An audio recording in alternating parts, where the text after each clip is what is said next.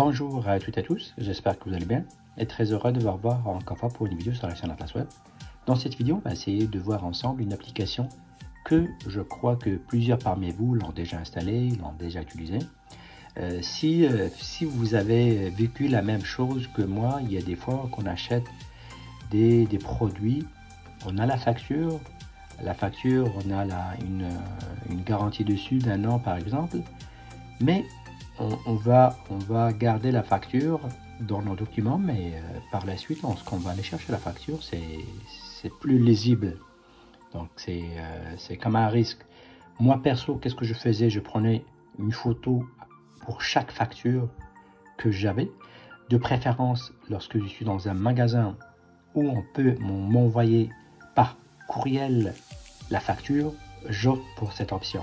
Au moins, j'ai une traçabilité, c'est rapide à l'avoir. Même Google va voir comme quoi j'ai reçu une facture. Vous savez que Google stocke toute l'information qu'il reçoit. Donc, si vous avez l'occasion d'avoir la facture papier, plutôt courriel, électronique, c'est beau.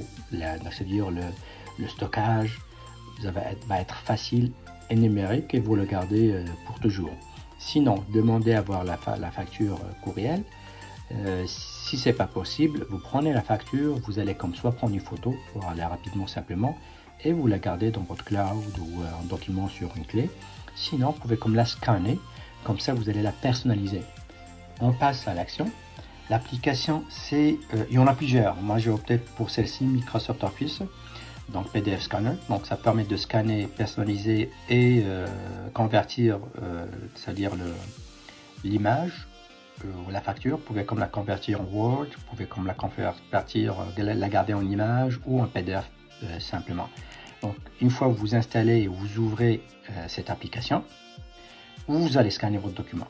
Une fois on prend la photo, vous voyez qu'on peut personnaliser c'est-à-dire, je dis photo, mais dans la circonstance, c'est une facture. Donc les photos, prendre une photo pour une photo, c'est un peu stupide. Donc là, c'est l'image, ça veut dire la facture.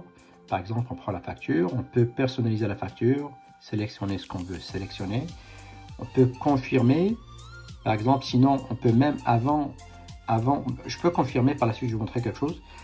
Ici, dans les deux cercles, on a des cadres, des icônes de cadres. Donc soit un tableau blanc, document, carte visite.